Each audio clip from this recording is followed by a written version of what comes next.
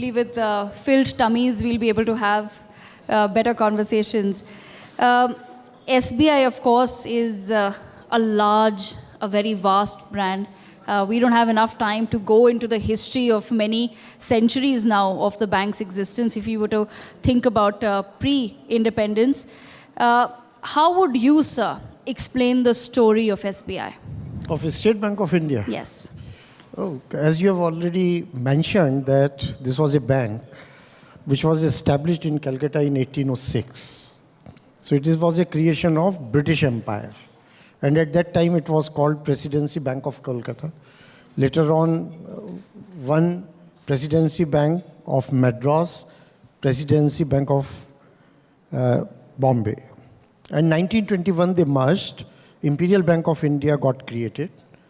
And then after independence, there was a committee which was called All India Rural Credit Survey Committee. Its purpose was that how to increase flow of credit to the rural economy. And as a recommendation of that committee, State Bank of India was created under an Act of Parliament. It's a unique institution. Yes. It has been witness, you can say, to the economic, political and social history of India for now more than 200 years. So to survive as an institution for more than 200 years, and more so after 1991, when the banking sector reforms were carried out and the competition from private banks became intense, but despite that, if the State Bank is still holding its flag high, it has lost its market share despite HDFC, ICICI, Axis, everyone. Yes. So there is something which it does right. Absolutely. And talking about that, Mr. Kumar, for a very long time, there was this image associated with government entities as them being dated, lethargic. How do you think SBI has managed to now shed that image? So the trick is in the competition. As I said that I joined this bank in 1980 as a probationary officer. So I have seen that era, pre-reforms era, the working of the bank in that era, and after reforms. When there is a competition in the market, either you compete or you vanish. Yes. And that is where State Bank, I would say, has done well to remain competitive, and despite government ownership, it has been able to compete in the market based on its work culture and efficiencies. I'm not saying that everything may be or is all right with the functioning of the bank as an organization, but is still its results, its performance in terms of market share, in terms of profits, that speaks for itself. So at least, even if you say that there was some lethargy or anything, but its competitors also may be having the same thing. Otherwise, how would you stand out and continue to be number one? Absolutely. At the same time, sir, you said that the creation of SBI was rooted in ensuring that banking reaches the grassroots. How do you think SBI has managed to achieve that vision and goal? How exactly is banking now reaching the grassroots of India? If you really want to get that answer, then travel to Ladakh, Leh, Northeast, interiors of India. So the only thing you will find there is maybe either a post office or a branch of a State Bank. And if not a branch, then definitely an ATM. When I was chairman, I visited Ladakh. And during that period, when I was passing through Khardungla, which is the highest point, and the Jawans there, they said that we have to go so many miles to draw money. Then we decided that we will put an ATM there. So it's a record that highest point, the State Bank of India has an ATM. 6 months there is snow, so 6 months it operates. It's a unique kind of ATM which runs on solar energy. Wow, that's so that kind of fascinating. spirit. So if it's about reach, again with the network of more than 22,000 branches, 65,000 ATMs, 75,000 or 70,000 business correspondents. So it has tried to touch, I think, life of almost every Indian.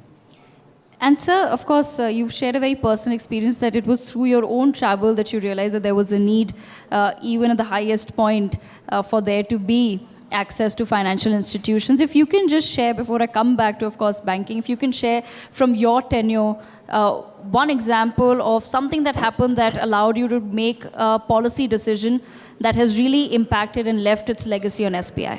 There would be many, but the main would be the digital journey of State Bank of India.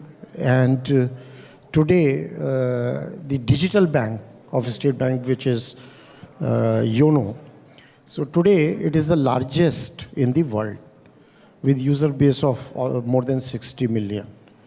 And that was one initiative by the bank which has changed its image amongst the young people. And the thing you spoke about lethargy or a image of a government-owned public sector bank, but it enabled the bank to shed that image. And now the people realize that it's more tech-savvy than any other private bank in the country. And at the same time, sir, another aspect that a lot of government entities perhaps used to suffer from, it was an image problem. Again, talking about red tapeism. How do you think SBI has managed to shed that aspect of being a government bank as well? If you are a government bank, there are certain defined processes, and you are governed by certain rules and regulations.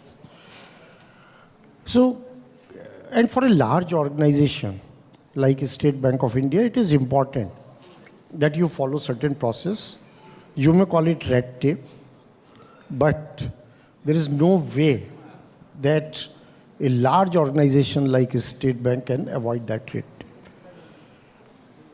But is still within those processes, and by not short-circuiting those processes, there have been many improvements in the functioning of the banks, which enables to meet the customer needs in time.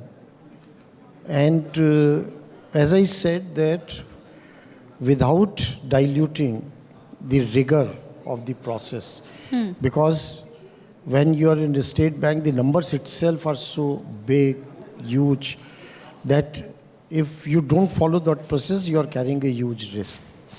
So certain things come because of the compulsion, because of the law, but within that also you can achieve a certain level of efficiency.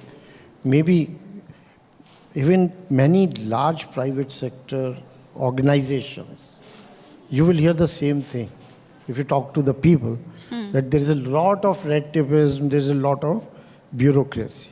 But that happens because of the size of the organization itself. When you are a small 3-4 people, you can take decisions just like that. If it's your own money, then you don't have to care about. But when you're dealing with others' money like bank does, then I think there is a certain limit up to which you can have flexibility, but otherwise you will have to be a process-driven organization. Absolutely. And at the same time, of course, our Prime Minister puts a lot of emphasis on Antyodaya, ensuring that everything reaches the last individual. What needs to be now done as far as the banking sector is concerned to ensure that every last Indian is having access to financial institutions, to banking policies? Because so many policies come about, they do get floated by the government, but we do see that as far as people of lower strata of society are concerned, there is still a lot of issues in terms of actually understanding the policy and then reaping the benefits. So how do we ensure that it actually reaches, this vision of Antyodaya that we've set for the entire country? How do we achieve that as far as access to financial institutions and government policies are concerned? Yeah. So one thing which Honorable Prime Minister did, and that was August 14, when he launched the PM Jan Dhan Yojana. And at that time, 36 crore accounts were open. Now that number would have increased to, I'm sure, 46, 47 crore. So in terms of now availability of a bank account, we have done very good work. Banks, all banks, they have done good work with major share being handled by State Bank of India naturally, where the reach of banking services, I can say, has reached the last. And this trinity of Jan Dhan accounts, Aadhaar and mobile, it has done wonders. Even during COVID, the Prime Minister announced that 500 rupees will be credited to the women's account for 3 months. It was impossible if we did not have this jam trinity. 12 crore accounts were there and banks were able to deposit every month in time that 500 rupees. Gigantic task. We may not realize how big that task is. You talked about the government schemes. So the issue is that there is definitely an overload. And the financial literacy level still remains poor in the country. So a lot of work needs to be done when it comes to financial literacy. And today is in the age of technology when the digital reach is there.